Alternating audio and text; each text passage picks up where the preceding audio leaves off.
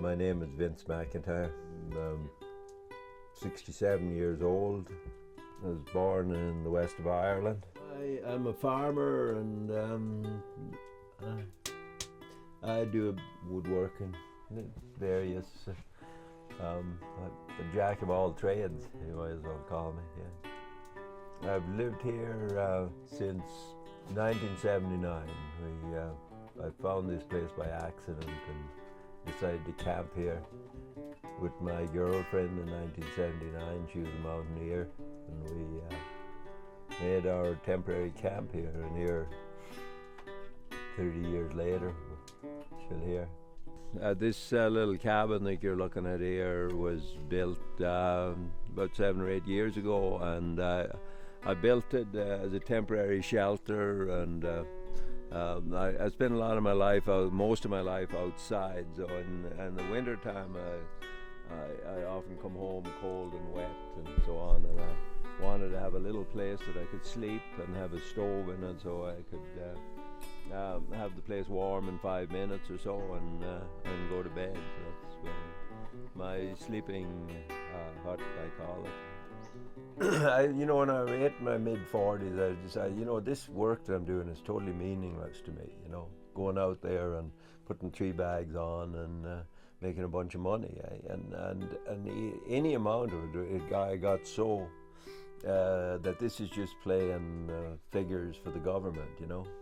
That it's not very effective, and it justifies cutting down more forests. So I decided I'm going to try not to have to do this, and that's when I decided to farm.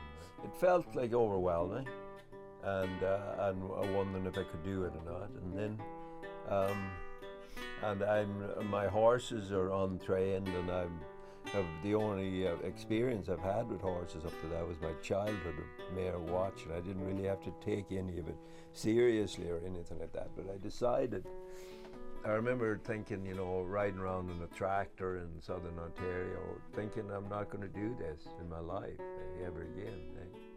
So maybe that was some inclination of that to actually, because I remember fondly my childhood, the horses and cattle and all that way of doing stuff, and watching horses and carts going down the road, and now it was done.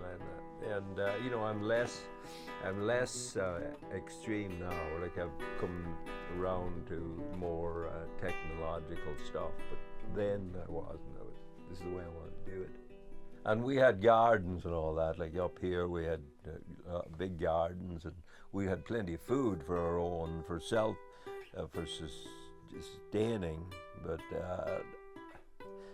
somehow I've never been really big in doing stuff for myself, and it has to be bigger than myself. Whatever. If I have to have a motive for what I do, otherwise I'm totally lazy.